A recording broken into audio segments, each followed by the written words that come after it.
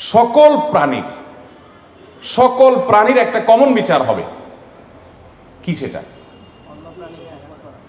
নবী করিম সাল্লাল্লাহু আলাইহি সাল্লাম বলেছেন, সকল প্রাণী যারা মাটির সাথে মিশে গেছে কিয়ামতের পর, কিয়ামতের দিন আল্লাহ তাআলা তাদেরকে জীবিত করবেন। জীবিত করার পর একটা মোরগ অন্য মোরগকে আঘাত করেছে, গায়ে জোর বেশি ছিল, আঘাত করে রক্তাক্ত করে ফেলেছে, অথবা আহত করেছে, কিংবা মেরে ফেলেছে, এক কথা কষ্ট দিয়েছে। কোনো একটা পশু, তার শিং ছিল, আরেকজনের শিং ছিল না, যার শিং ছিল সে আঘাত করে দুর্বলটাকে কষ্ট দিয়েছে, আঘাত করেছে, জুলুম করেছে। আল্লাহ রাব্বুল আলামিন কিয়ামতের ময়দানে ওই দুর্বলের মাথায় শিং দিয়ে, তার মাথা, তাকে শক্তি দিয়ে এবার যে দুনিয়াতে জুলুম করেছে বলবে, তুমি তোমার সে জুলুমের প্রতিশোধ নাও। তাকে পাল্টা আঘাতের সুযোগ দিবেন। যখন সে আঘাতের সুযোগ সে পাবে এবং আল্লাহর অনুমতি সাপেক্ষে সে যখন তার প্রতিশোধ গ্রহণ করবে, এরপর আল্লাহ তাআলা বলবেন, এরকম সবার দেনা পানা পরিশোধ করার পর আল্লাহ তাআলা বলবেন, কুনু তুরাবা, তোমরা সবাই মাটি হয়ে যাও। তখন সবাই মাটির সাথে আবার মিশে যাবে, কারণ তাদের জান্নাতও নাই, জাহান্নামও নাই, অন্য কোনো বিচার নাই। কিন্তু জুলুমের বিচার, ভাইরা আমার, আপনি অন্য কোনো গুনাহ থেকে বাঁচতে যতটুকু পারেন বা না পারেন, আল্লাহর ওয়াস্তে কারোর প্রতি জুলুম যেন না হয়, এই গুনাহ থেকে বেঁচে থাকেন। এতে এত ভয়াবহ যে পশু পাখিদেরকে আল্লাহ তাআলা ছাড় দিবেন না কিয়ামতের দিন। আল্লাহ নিজের কথা নিজে বলছেন, ইন্নী হারামতু যুলমা আলা নাফসি, হাদিসে কুদসিতে বলেছেন, আমি জুলুম আমার নিজের প্রতি নিজে হারাম করেছি, অতএব তোমরা এখান থেকে শিক্ষা গ্রহণ করো।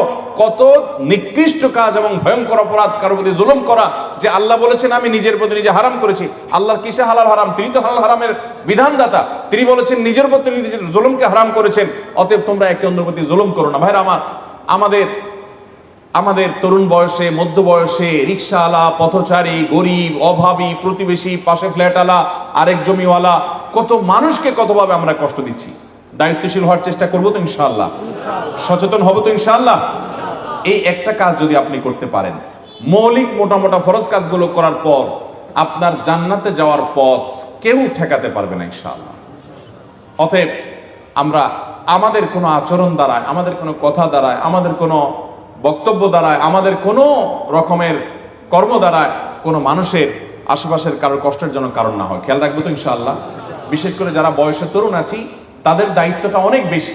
এই যে ভাই বললেন মোটরসাইকেলের কথা, ফুটপাতে উঠাই দিয়ে আপনি বউ করা শুরু করে দিলেন, এখান থেকে ওখান দিয়ে ঢুকাই দিলেন, আর কয়েক বন্ধু মিলে রাস্তা দখল করতে করতে চলে গেলেন, কেউ কিছু বলারও সাহস পাচ্ছে না। এই গুনাহগুলো আমাদের অহরহ হচ্ছে। এবং সবচেয়ে বড় ভয়াবহ বিষয় কি, এই পথচারীগুলো চলে যাবে, জীবনে এদেরকে কোনোদিন আর খুঁজেও পাবেন না, মাপ চাবেন যে সে সুযোগও পাবেন না। এটা হলো সবচেয়ে ভয়াবহ দিক। কিয়ামতের ময়দানে আপনাকে এই লোকের মুখোমুখি হতেই হবে, কোনো মাফ নেই। কি ভয়াবহ একটা ব্যাপার।